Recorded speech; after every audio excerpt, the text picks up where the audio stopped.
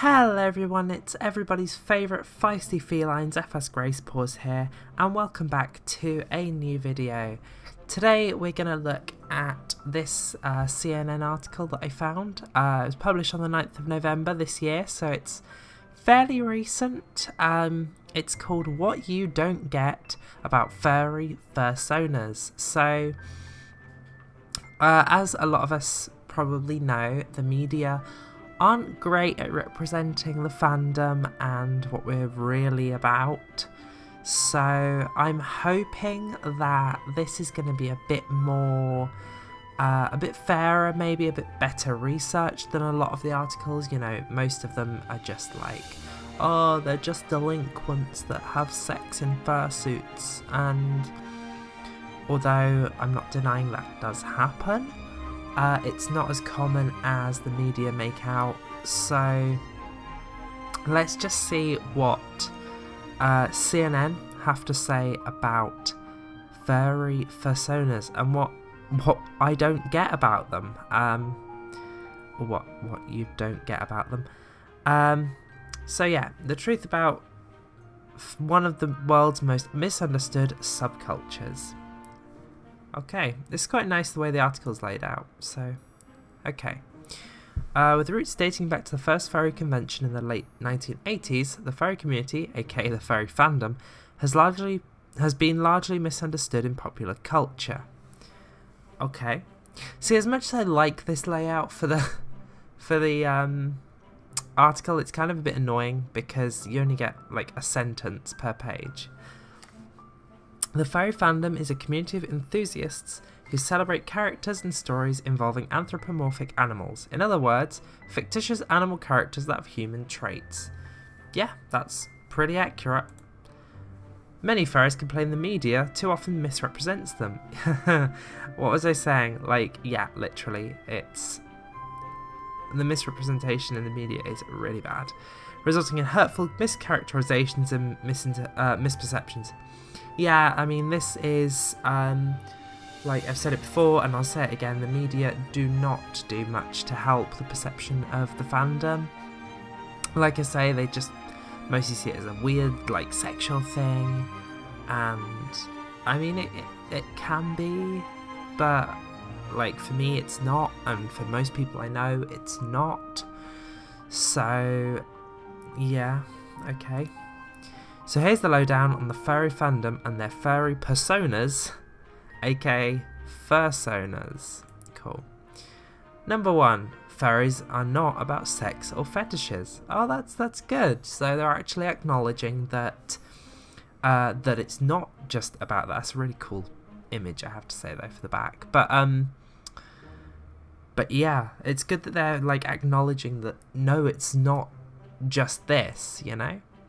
However, the furry fandom, estimated at between 100,000 and 1 million fans, well, 1 million, go us, wow, does include a small percentage who celebrate their ideas of sexually attractive animal fantasy characters with human traits. That's true, there are a few. I've met a couple in my life, you know, my time in the fandom, but generally speaking, that's not the case. This image is really, really nice. I like this a lot.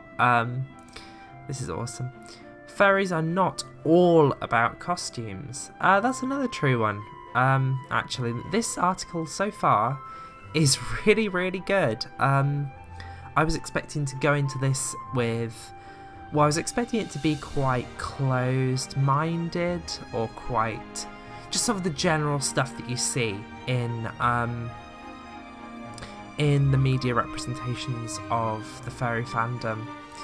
But so far it seems to be quite accurate. They've done their research, so, you know, kudos to those guys.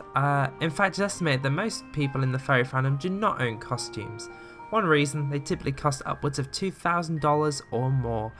That's true, they're very expensive. I know a lot of people in the fandom who just don't like the costumes or the ideas of wearing the suits, which is fair enough. There, you know, obviously there are other reasons as opposed to the fact they cost a lot of money. You know, they've said one reason they cost a lot of money. There's more than one reason for it, but I think for most people that's probably the main reason. Nonetheless, costumes do allow fans to immerse themselves in their fursonas. Some fursuiters use their costumes to shed awkward feelings and enjoy more confidence and social interactions.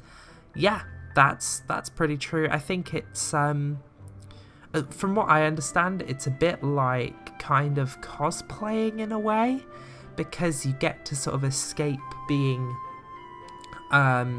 who you are, if that makes it. It allows you to escape certain aspects of your personality, while allowing you to emphasize the certain aspects that you have always wanted to emphasize. So like it says here, wearing your suit, you can be your character, and your character can be super confident and not at all socially awkward, which is totally Xephas all over. She's really confident and not at all socially awkward, whereas, Anyway, many furries are into fur art. That's a really nice drawing. Many furries are into fur art. I think that's kind of true, but yeah, I don't think I've really ever met a furry that isn't into furry art, because I think that's mostly the whole thing, isn't it? Like, aren't all furries into furry art? Many fans show off their various fursonas by creating imaginative digital illustrations. Yeah, I think that's true. If I could draw, I would at least try. I've tried to draw Xephas many times, but I can't draw. Like, I need to practice more, but I've got very little time. And excuses, I know. But I've commissioned art and stuff, and it's really fun, like getting a new piece of artwork, and it's like, it's all exciting. And so I get it, I get the appeal. Yeah, let's move on. Furries are becoming more accepted. Okay, I don't know about that, but if that's true, that's awesome. Like, that's brilliant if that's true. However, I'm not too sure that is true. We'll see what they say about that. You may be surprised by who furries are in their daily lives. Yeah, I mean, most people in my real life don't know that I'm a furry. They don't. They can't tell. I don't go around doing the whole, like, oh, and all this sort of stuff. Like, I'm a normal functioning member of society who has this hobby on the side. Furries say their ranks include corporate executives, younger people, older people, singles, couples, mothers, fathers, students, and community leaders.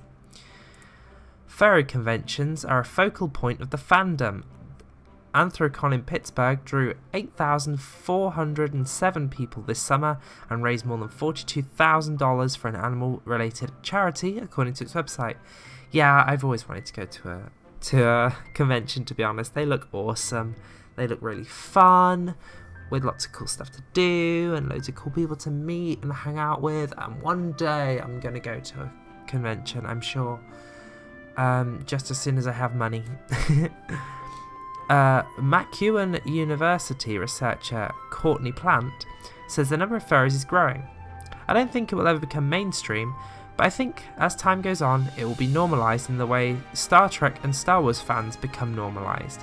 Yeah, I agree. I mean, way back when, there was a time where if you liked Star Wars or Star Trek, you were a nerd, and you would get picked on for being a nerd. But now, I think liking Star Wars, at least, I'm not so sure about Star Trek. I think that's still a little bit nerdy. It's more accepted, but it's still a little bit more nerdy, seen as more nerdy. But definitely Star Wars, liking Star Wars now is like the baseline. If you like Star Wars, you're basically a being on this planet, because everybody likes Star Wars, really. Oh, and then for more, watch the season finale of This Is Life with Lisa Ling, Sunday, November 18th at 10 PM ET on CNN. Well, considering this is going out on probably the 26th of November, we've missed that. However, if you guys want, leave a message in the comments. And I might review that as well. I might watch that and do like a little commentary thing along with that. So yeah, this article was actually quite informative, I think, to people who probably didn't know those sort of things. These are things that I kind of knew already, obviously, and I think the majority of my audience would know already, because I think the majority of you all are furries yourselves.